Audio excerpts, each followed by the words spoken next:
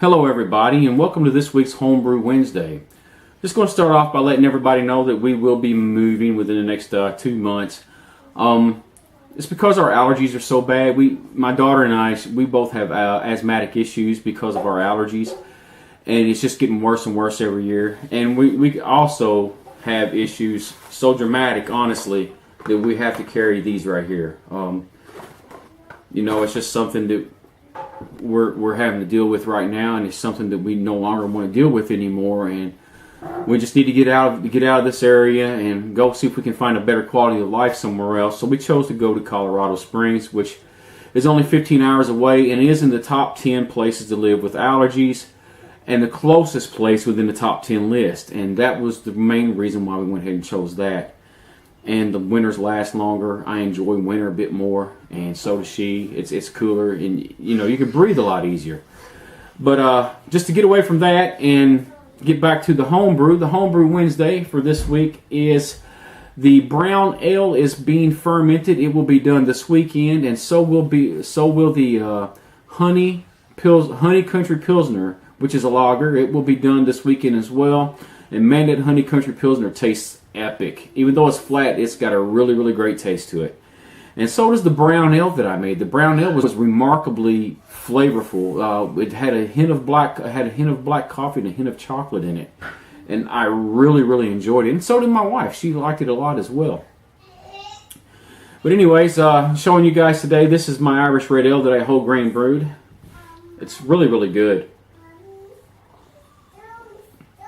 Got a great mouthfeel, good carbonation. The only thing that I don't like about it at the moment is the fact that it has no lacing and barely even a head on it at all. It starts out with a really nice head, and when I poured it, it came up to there. It's got decent carbonation. I don't know if you can see that or not, since it is quite a dark beer. Very, very dark copper, almost a tea-like, if not a tea-like color. It probably is more of a tea-like color, but it is very dark.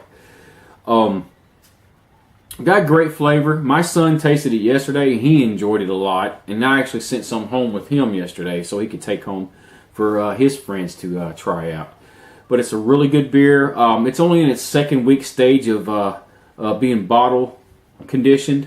They say it's better to taste it 4 to 6 weeks after, and I will bring it back in a couple more weeks, maybe even every week, and taste it, because this will be the only beer that I have until the Pilsner and the brown ale is completed, and they have a few weeks to go in bottle priming after this week.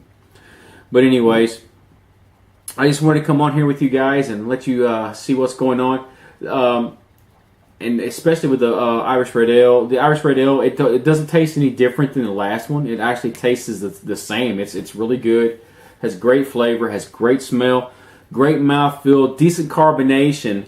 Just low on the head and low on the alcohol. The alcohol level is a little bit low. And I think that was because of the Danstar yeast. Been having some issues with that Danstar yeast. I think I'm going to switch up from that and start using Y yeast or something like that. Or maybe the Smack Pack.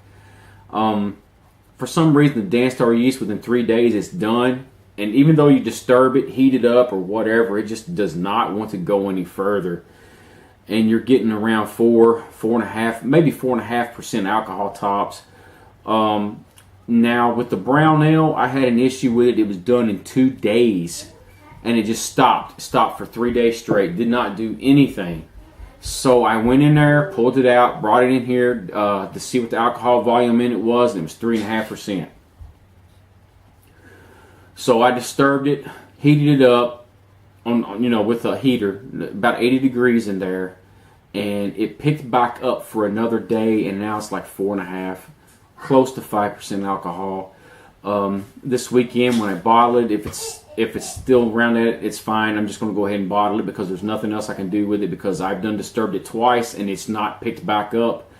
So I'll just let it go ahead and do what it's going to do and settle out. And this weekend I'll go ahead and bottle it up. And the next time I make some ale, I will order the Y yeast or Smack Pack, whichever one it is, because they said they get a lot better alcohol volume, alcohol ABV from using those products versus the Danstar anymore.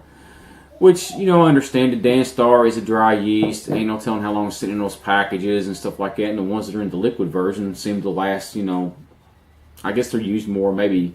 Yeah, I'm really not sure. I'm not sure about the science about it because I'm not a scientist. But anyways, it is what it is. This is for a little over 4% alcohol. It's decent tasting, nice mouthfeel. Just needs more head. It's 2 weeks old, still kind of green. In the future, it'll probably be better. We'll see what it looks like next week when I come on here, because this will be probably the only beer that you see for the next 2 weeks anyway. And we'll see what it looks like for each of those 2 weeks. 3 weeks, this beer usually has a real good flavor to it, a real good head, carbonation, etc. And we'll see what it looks like then. Y'all have a good one and keep brewing. Cheers.